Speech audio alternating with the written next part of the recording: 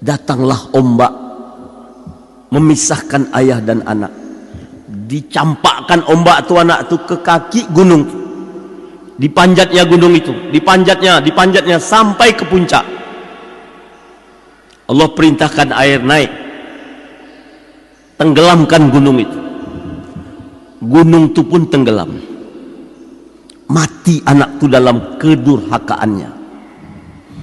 Muncul perasaan seorang ayah, ayahlah namanya.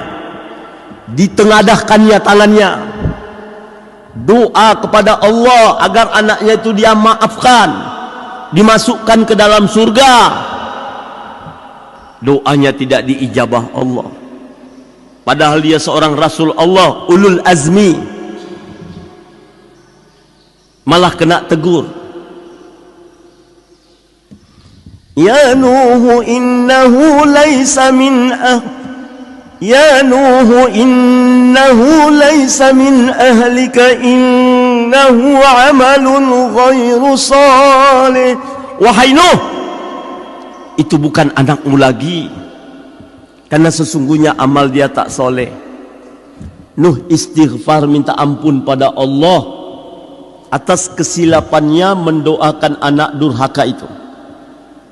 Di dalam kitab Ihya Ulumuddin, Al-Imamul Ghazali rahmatullah alaih bercerita, sejak kematian anaknya tu Nuh alaihissalam hidup 40 tahun lagi, belum pernah didapati tertawa. Dia menangis siang malam, gak berhasil mengajak satu anak dia masuk dalam surga. Dia tidak berani tengadah kepala ke langit, malu kepada seluruh malaikat. Gak berhasil mengajak anaknya. Dia menangis siang malam hingga pecah 2 biji matanya, saking banyaknya menangis. Nuh alaihissalam meninggal dunia dalam keadaan buta, saking banyaknya menangis. Ini iktibar buat kita orang tua. Rasanya kita belum terlambat. Lihat sahabat, mereka bukan setakat selamatkan anak di dalam rumah, jiran tetangga semua mereka jelajahi. Tidak sekedar jiran tetangga, umat di seluruh alam mereka kelilingi. Hasilnya 2/3 penduduk dunia memeluk Islam. Di zaman Umar bin Khattab radhiyallahu anhu memeluk Islam. Masa Umar bin Khattab menjadi Amirul Mukminin, 2/3 penduduk dunia memeluk Islam. Manusia berkasih sayang di mana-mana. Dunia bagaikan taman di antara taman surga. Kubur sahabat saksi sejarah. Mana-mana sahabat pergi, Islam tumbuh subur di sana. Saya contohkan, 50 orang sahabat Nabi berkubur di Soviet, dipimpin Sa'ad bin Ma'as radhiyallahu anhu bergerak menuju Soviet. Sampai Soviet mereka enggak tahu bahasa Soviet, orang Soviet tak tahu bahasa Arab. Tunjukkan kemuliaan Islam dalam iman, amal, akhlak, muamalat, muasyarat. Berduyun-duyun orang-orang kafir itu memeluk Islam, diajar ilmu-ilmu agama. Muncul alim-alim besar dari negeri kafir. Imam Bukhari orang Soviet, Imam Tirmizi orang Soviet, Imam Nasai orang Soviet, Abu Laith Samarkandi rahmatullah alaih orang Soviet. Bila kerja Nabi dibuat, kalau kerja Nabi kita tinggal dari rumah-rumah orang taat, bahkan tidak menutup kemungkinan dari rumah-rumah alim ulama muncul anak-anak bejat menentang agama. Na'udzubillah min zalik. Sepasang suami istri luar biasa taat mengamalkan agama. Suami hafal Quran, bisa baca kitab kuning, istri pun hafizah, bisa baca kitab. Luar biasa taatnya. Tapi mereka tidak sampaikan agama kepada anak. Dari kecil anak-anak dibiarkan hidup tanpa suasana agama. Berapa lama orang tua yang taat itu hidup? 60-70 tahun mati. Ketika mayatnya diangkat keluar rumah, agama pun ikut keluar. Anak-anak membesar tanpa suasana agama. Yang laki jadi lajang, yang perempuan gadis. La yabqa minal Islam illa ismu. Tak tinggal Islam kecuali nama. Dapat jodoh, modelnya macam itu juga. Jumpa di gelap-gelap, berpisah di gelap-gelap. Hasilnya lahir cucu gelap di luar nikah. Cucu ini hancur Islamnya. Kenapa hancur? Karena mak bapaknya memang tidak amalkan Islam. Apa sebab ini terjadi? Karena kakek dan neneknya dulu tidak sampaikan Islam di situ. Di satu masjid, orang yang sholat berjamaah ada 2 atau 3 saf banyaknya. Padahal kalau dikumpulkan yang di luar masjid, yang tidak sujud kepada Allah, mungkin ada 30 atau 40 saf banyaknya. Yang 3 saf dalam masjid cukup puas dengan ibadat sendiri. Gak ada fikir, gak ada risau, gak ada usaha, gak ada doa. Berapa lama mereka hidup? Satu-satu mati, satu-satu mati. Akhirnya masjid terkunci. Tidak terdengar azan 5 waktu. Siapa salah? Orang yang di luar masjid pasti salah. Yang di dalam lebih salah lagi. Kenapa tidak diusahakan yang di luar supaya masuk? Keluarga kita yang tidak taat dengan agama, masyarakat kita yang jauh daripada amal agama, belum tentu mereka penghuni neraka. Kalau kita buat usaha, ditambah kekuatan doa di malam hari, ketika mereka tidur kita bangun dalam tahajud, sebut nama mereka.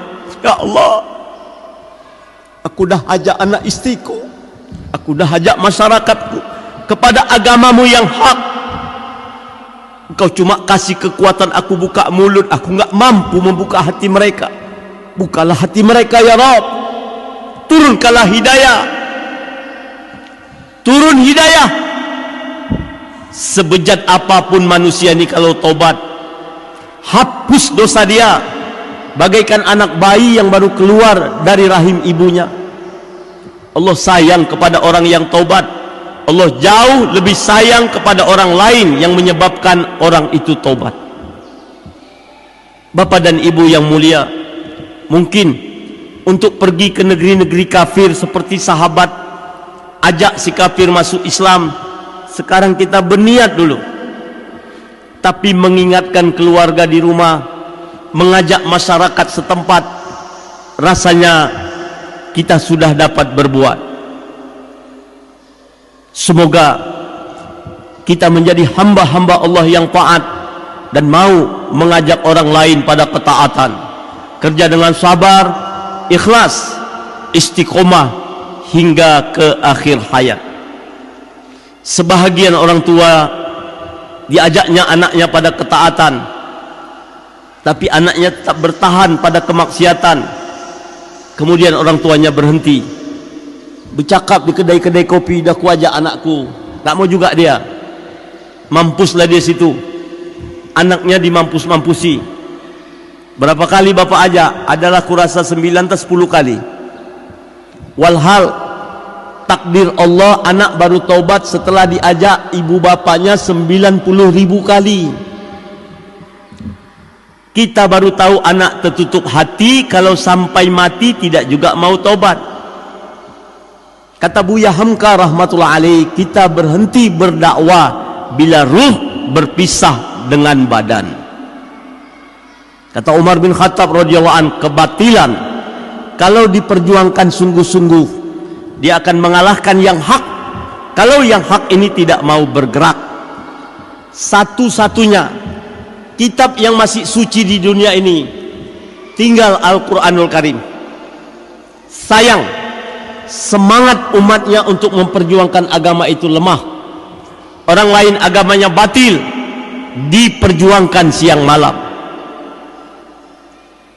Kebatilan kalau diperjuangkan, dia akan mengalahkan yang hak kalau yang hak ini tidak mau bergerak. Bapak-bapak, ibu-ibu yang mulia, di dunia ini ada satu paham ateisme. Tidak mengakui adanya Tuhan. Bukan Buddha, bukan Hindu, bukan Konghucu, bukan Protestan, bukan Katolik. Dia katakan Tuhan tidak ada. Dunia ini terjadi dengan sendirinya. Dan maut akhir segalanya. Tidak ada kehidupan di balik kematian. Pencetus ide gila ini namanya Karl Marx. Ketika dia sampaikan ide gilanya itu, dia bergerak seorang diri. Dia pergi ke kampung Buddha, orang tu pukuli dia, berlumuran darah. Dia pergi ke kampung Kristen, dilempari batu. Dia pergi ke kampung Islam, diusir. Dia bergerak terus. Sekarang dia sudah mati. Lebih 70 negara di dunia ini membebek di belakang Karl Marx, Tuhan tidak ada. Dunia terjadi dengan sendirinya. Puluhan juta orang berada di belakang Karl Marx. Dia bergerak seorang diri. Inilah kebatilan kalau diperjuangkan sungguh-sungguh.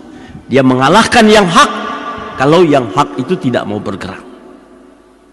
Semoga kita ada gairah, ada semangat, paling kurang mengajak keluarga dan masyarakat kita kepada amal agama ini. Kerja dengan sabar, ikhlas, istiqomah hingga ke akhir hayat. Demikian Bapak dan Ibu, lebih dan kurang mohon maaf, kepada Allah kita sama mohon ampun. Kita tutup majlis dengan kifaratul majlis. Subhanallah wa bihamdi, asyhadu an la ilaha illa anta, astaghfiruka wa atubu ilaik. Assalamualaikum warahmatullahi wabarakatuh.